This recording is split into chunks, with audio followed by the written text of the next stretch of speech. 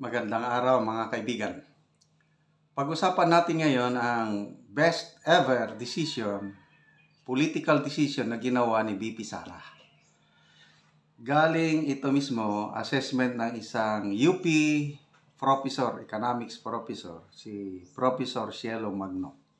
Kaya konting background, itong si Professor Cielo Magno, Duterte supporter ito, Dilawan. Kaya lang, nung nanalo ang Marcos administration, kinuha siya ni dating Finance Secretary Jokno na maging Undersecretary ng Finance. Pumayag siya, kahit dilawan siya, okay, nagtrabaho. Kaya lang, nung last year ba yun, nung kasagsagan ng sa bigas, taas ng presyo ng bigas, biglang nagkaroon ng price ceiling. Desisyon ng Pangulo na hindi kinonsulta ang Finance Department. Nabigla na lang ang Finance Department bakit naglagay ng price ceiling without consulting the economic managers. Kaya ito, nag-resign si Professor Cielo Magno. So, makikita nyo, he's an independent-minded professor. So, meron siyang binanggit. Hindi Duterte supporter ito Leni supporter. Kaya lang, ito, napakagandang desisyon na ginawa ni VP Sara. Parinig ko sa Facebook reel na lang ito.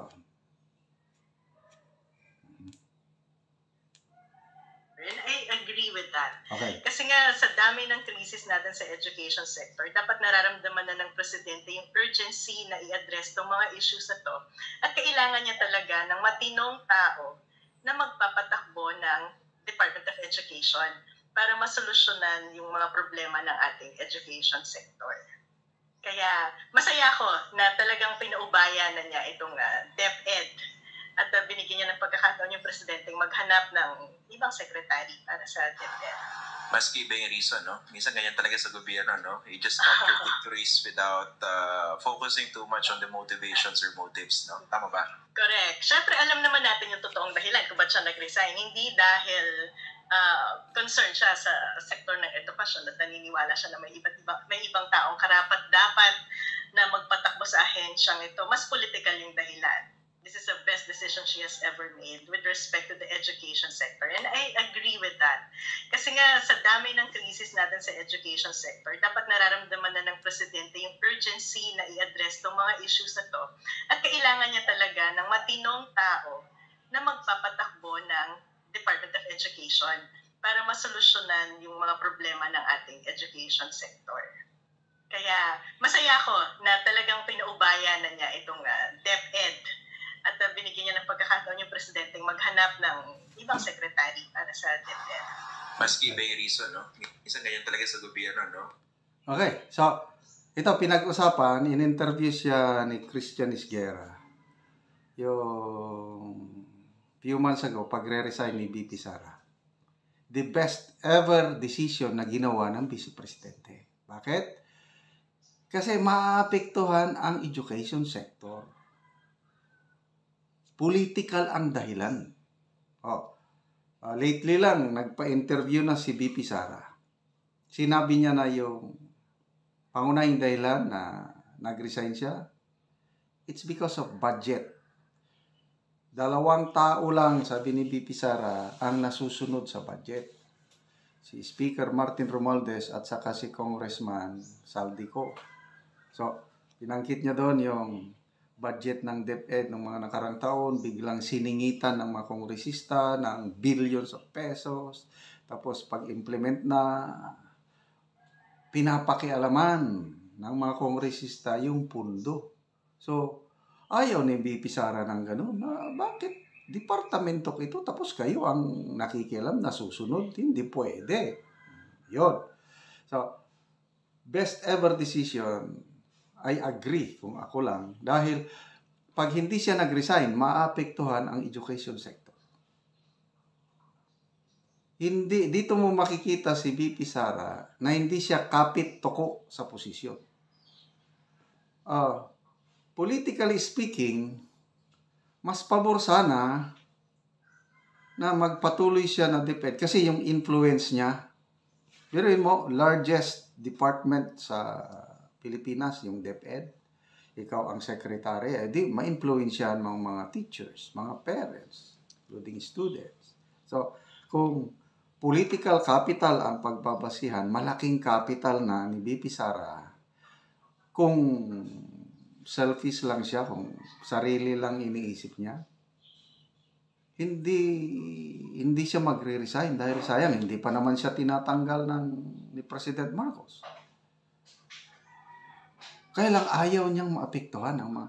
Kaya nung una, sabi niya is, ayokong maapektuhan ang mga teachers and students, kaya nag-resign na lang ako. Nung una, hindi pa niya masyadong dinitalye. But lately, yun na, dahil sa budget. At again, nung Teacher's Day, kailan ba nung Teacher's Day? Last week ba yun o 2 weeks ago? Nako, na-booking na sila.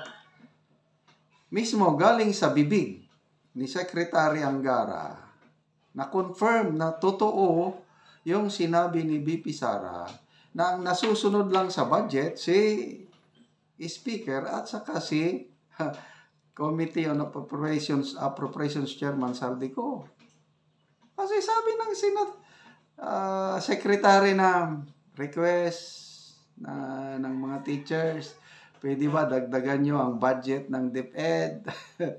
At nangako na si Speaker dadagdagan. Is that the normal process? No. Dapat yung ganyang mga budget, increase ng budget, yung executive department, presidente through the DBM, Department of Budget and Management, sila ang Bakit ang secretary dumidiretso sa Speaker of the House in a public gathering? Tapos pinapalakpakan. Kikita mo, sino ang may control sa purse? Speaker Martin Romualdez. Okay. So, water under the bridge na yan. Nag-resign na.